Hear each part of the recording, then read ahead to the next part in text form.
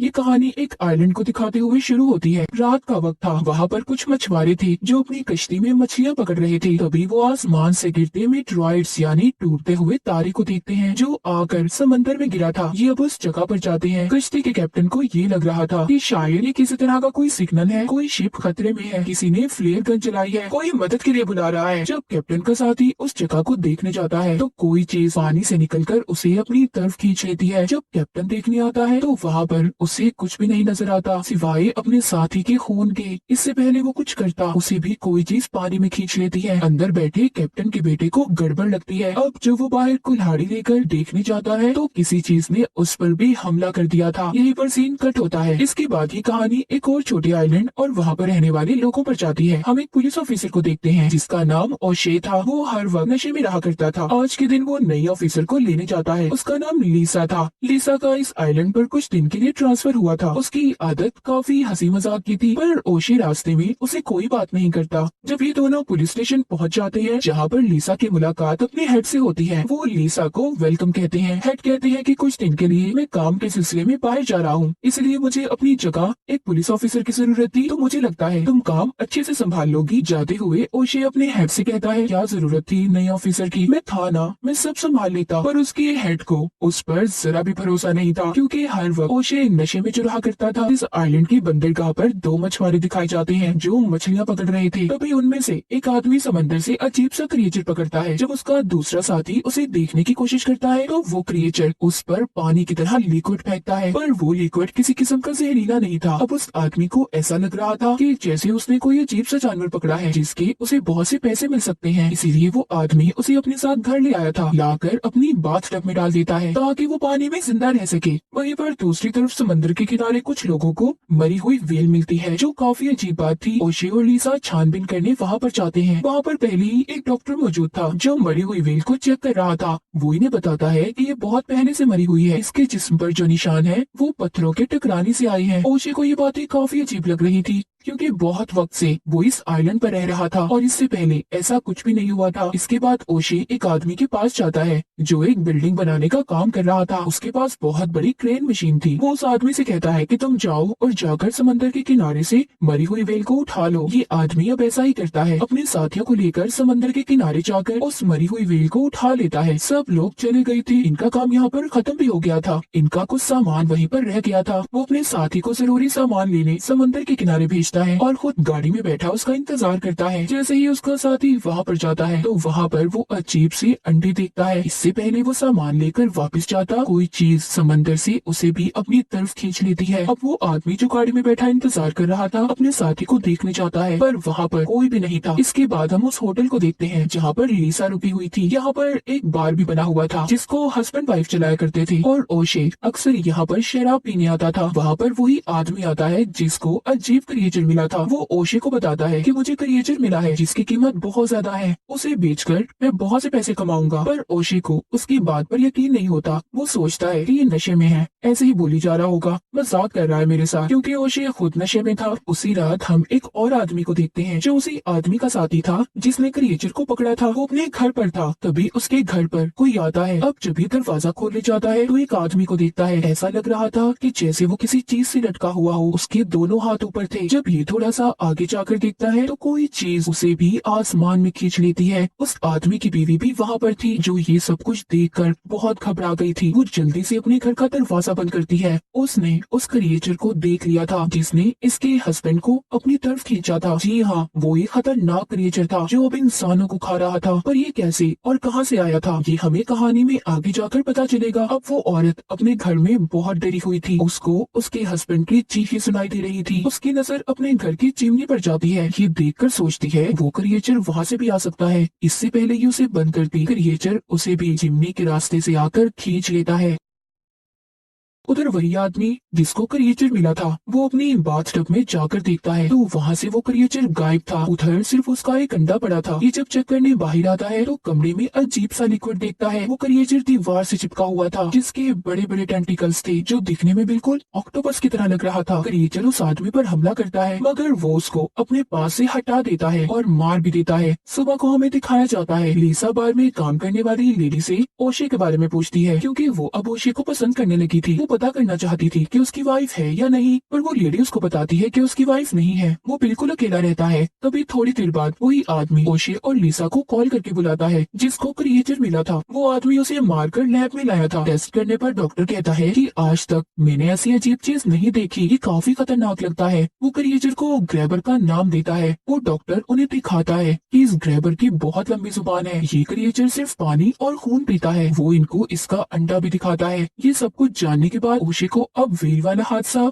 और क्रिएचर वाली बात दोनों मिलती नजर आ रही थी। ये जल्दी से लिसा को लेकर समंदर के किनारे जाता है जहाँ पर उसी आदमी की गाड़ी खड़ी थी जिसको ओशे ने मरी हुई व्हेल को उठाने भेजा था। ओशे सोचता है वो ऐसे अपनी गाड़ी को नहीं छोड़ता। पास ही एक घर था। ये दोनों छानबीन करने वहाँ पर जाते हैं। ये वही घर था जहाँ कल रात क्रिएचर ने हमला करके हस्बैंड वाइफ को मार दिया था। ये दोनों जब यहाँ पर छानबीन करते हैं तो वहाँ पर इन्हें फटे हुए कपड़े मिलते हैं। यहाँ पर भी इन्हें वैसे ही बदबू आ रही थी जैसी उस क्रिएचर में से आ रही थी। इन दोनों को शक हो गया था। ये उस घर की छत पर जाते हैं जहाँ पर लिसा को उस आदमी का कटा हुआ सर मिलता है जिसको क्रिएचर कल रात उठा कर ले गया था। ये दोनों उसके कटे हुए सर को उठाकर लैब में ले आए थे ताकि उसके बारे में कुछ पता चल सके, पर डॉक्टर कहता है मैं ऐसे कुछ नहीं बता सकता कि इसको किसने मारा है, पर हाँ मुझे ये काम किसी खतरनाक जानवर का लग रहा है। तभी उधर वही आदमी आ जाता है जिसने क्रिएचर को पकड़ा था। वो इन दोनों को अपने साथ घर ले जाता है जहाँ पर ये देखते हैं उस आदमी की बाथटब बाहर गिरी हुई थी और दीवार में बहुत बड़ा सुराग भी था। मतलब जो अंडा उस क्रिएचर ने वहाँ पर छोड़ा था वो भी बड़े क्रिएचर में तब्दील हो गया था। वो देखकर समझ गए थे कि बहुत बड़ा खतरा आने वाला है। इनको अब सारी बात समझ आ गई थी। लिसा कहती है कि कल रात जो हादसा हुआ वो इन्हीं क्रिएचर ने किया होगा क्योंकि ये सिर्फ पानी में रह सकते हैं और कल रात बारिश हो रही थी इसीलिए वो जमीन पर आया था और आकर उसने उस घर के लोगों को मार दिया। अब वो आदमी जो इन्हें अपने साथ लाया था कहता है कि मैं जानता हूँ इन क्रिएचर्स की क्वीन कहाँ है जो अंडे दे रही है। ये दोनों को एक गुफा में लेकर जाता है जहाँ पर ये खुद तो नहीं जाता।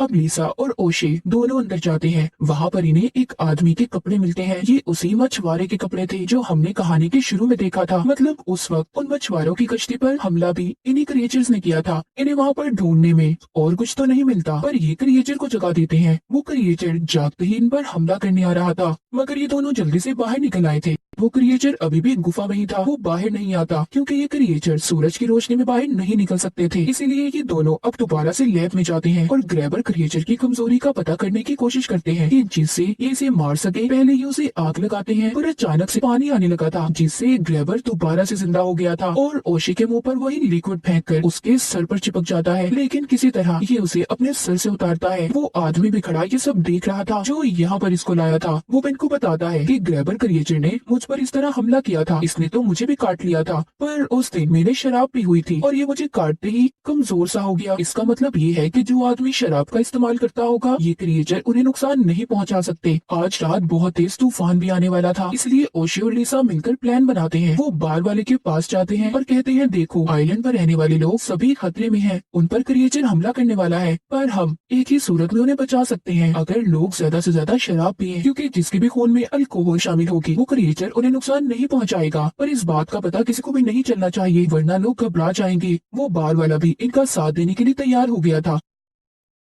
पहला टेस्ट ये लिसा पर करते हैं। लिसा ओशे से कहती है मैंने कभी भी शराब नहीं पी लेकिन फिर भी ये उसे शराब पिला देते हैं। फिर ये लोग लिसा का खून निकाल कर टेस्ट करते हैं। ये उसके खून को क्रिएचर के बच्चे को पिलाते हैं जिसको इन्होंने लैब में कैद किया हुआ था। जैसे ही वो क्रिएचर का बच्चा खून पीता है मर जाता है। ये क्रिएचर्स की कमजोरी को जान गए थे। ओशे और लिसा चर्च में जाते हैं। वहाँ पर जमा सभी लोगों को ये बार में आने का कहते हैं। मुफ्त की शराब मिलने वाली है इसीलिए सब बार में आ गए थे। रात को इन्हें क्रिएचर का शिकार करना था। इनके पास जो कुछ भी था ये उन चीजों को अपना हथियार बना लेते हैं। बाहर गाड़ी में लिसा और ओशे बैठे थे। बाकी सभी बार में थे। लिसा ने भी बहुत ज्यादा शराब पी ली थी। वो अपने होश में नहीं थी इसीलिए ओशे को सारी अपनी दिल की बात बता देती है कि वो उसे कितना पसंद करती है। उधर बार के अंदर सभी मौज मस्ती में गुम थे। तभी एक आदमी को वॉशरूम में जाना था पर वॉशरूम के अंदर कोई था इसीलिए वो बाहर आ जाता है। बाहर बहुत तेज बारिश हो रही थी। तभी वहाँ पानी की वजह से छोटे छोटे क्रिएचर्स आ गए थे जो उस आदमी पर हमला कर देते हैं। ये देखते ही लिसा और ओशे उस आदमी को बचाने जाते जाते हैं। इससे पहले कि वो उसे बचा पाते, वहाँ पर एक बड़ा ग्रैबर क्रिएचर भी आ गया था जो उस आदमी को खींचकर खा जाता है। ये देखकर लिसा और रोशी अपनी जान बचाकर भागते हैं। जब ये दोनों अपनी गाड़ी में बैठते हैं तो लिसा परेशानी में गाड़ी के सायरन को ऑन कर देती है, जिस वजह से क्रिएचर अब इनके पीछे था वो इनकी गाड़ी पर चढ़ जाता है। वो गाड़ी को तोड़ने की कोशिश कर रहा था, पर ये मौका देखते ही जल्दी से बार के अंदर भागते हैं। बार में आते ही बार का मालिक ओशी को बताता है कि सारी शराब खत्म हो गई है, हमें लेने दूसरी जगह पर जाना होगा जहाँ पर हम इस वक्त नहीं जा सकते। इसलिए ओशी सबको ऊपर जाने का कहता है। सब पूछ रहे थे कि क्या हुआ, ऐसा क्यों जाए हम ऊपर, पर ओशी अभी भी किसी को कुछ नहीं बताता। कोई नहीं जानता था कि बाहर कितनी बड़ी मुसीबत है। यहाँ पर वो डॉक्टर जो लैब में काम करता था उसने बहुत ज्यादा शराब पी ली थी, इसीलिए वो अपने होश में नहीं था। वो बाहर जाकर बड़े ग्रैबर क्रिएचर के सामने खड़ा हो जाता है और उसकी तस्वीर बनाने की कोशिश करता है, लेकिन क्रिएचर उसे पकड़कर दूर फेंक देता है। बार के अंदर सबको इस बड़े खतरे के बारे में पता चल गया था। सभी अपनी जान बचाकर ऊपर की तरफ भागते हैं। ओशी सबको यकीन दिलवाता है कि वो सभी महफूज हैं, उन्हें कुछ नहीं होगा। वो ये भी कहता है कि इस क्रिएचर को शराब से नफरत है, इसीलिए वो किसी को कुछ नहीं करेगा। लेकिन यहाँ पर सबसे बड़ा खतरा ओशी खुद था, क्योंकि उसने शराब नहीं पी थी, इसलिए क्रिएचर ओशी के पीछे था। ओशी अब नीचे जाने का फैसला करता है, क्योंकि वो अपनी वजह से सबकी जान खतरे में नहीं डाल सकता था। लेकिन यहाँ पर लिसा उसे एक आइडिया बताती है। कहती है कि देखो, ये क्रिएचर सूरज की रोशनी बर्दाश्त नहीं कर सकते, इसीलिए यहाँ पर जो कंस्ट्रक्शन साइट है मैंने उधर क्रेन मशीन को देखा है, हम उधर जाएंगे, इस क्रिएचर को पकड़कर उस मशीन से रोके रखेंगे और जैसे ही सुबह होगी ये क्रिएचर खत्म हो जाएगा और इसके अंडे भी। ओशी को लिसा का आइडिया पसंद आता है, पर ओशी की गाड़ी की चाबियां नीचे ही रह गई थी। लिसा अब हिम्मत करती है और चाबियां लाती है। नीचे बहुत सारे क्रिएचर के बच्चे थे। लिसा और ओशी उसी जगह पर जाते हैं। क्रिएचर भी इनके पीछे था, क्योंकि वो अब ओशी का शिकार करना चाहता था। ओशी उस जगह पर पहुंचकर पेट्रोल के ड्रम देखता है। वो क्रिएचर को अपनी तरफ बुलाता है ताकि जैसे ही ये उसकी तरफ आए ये उसे जला दे, लेकिन वो क्रिएचर इसे अपने टेंटिकल से नीचे गिरा देता है। वो जैसे ही उस पर हमला करने वाला था वहाँ पर लिसा क्रेन मशीन उस पर गिरा देती है। क्रिएचर वहीं पर फंस गया था। फिर वो ओशी को बचाती है। वहाँ पर ये एक शराब की बोतल खोलती है ताकि थोड़ा सा एंजॉय कर सके। तभी क्रिएचर का एक टेंटिकल आकर ओशी को पकड़ लेता है। वो उसे खाने ही वाला था,